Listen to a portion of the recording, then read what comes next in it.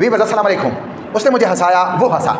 उसने मुझसे ख़त लिखवाया, उसने ख़त लिखा। अगर आपको आता है तो ट्राई करो, नीचे कमेंट में ज़रूर लिखो, नहीं तो मैं कराता हूँ। उसने मुझे हंसाया। अच्छा, एक बंदे ने दूसरे को हंसाया, वो हंस नहीं रहा, तो ये ही मेड मी लाफ। ये जो लाफ है ना, इसको इन्फिनेटिव बोलते हैं और बेयर इन्फिनेटिव बोलते हैं, यानी इसमें टू नहीं लगा।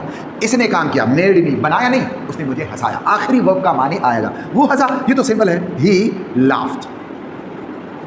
इसमें लाफ की मीनिंग है, उसमें लाफ की मीनिंग है, मगर मेड का माने कोई नहीं है। ठीक है, उसने मुझसे खत लिखवाया, ये और ये एक चीज़ है। He made me write a letter, he made me write a letter.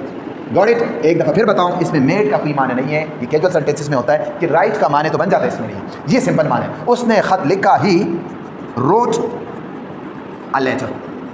तो ये इसका ऑब्जेक्ट हो गया, ये जवाब आया। अब आप कर लो, उसने मुझे खाना खिलाया, इसकी इंग्लिश क्या होगी? थैंक्स फॉर वॉचिंग, जरूर शेयर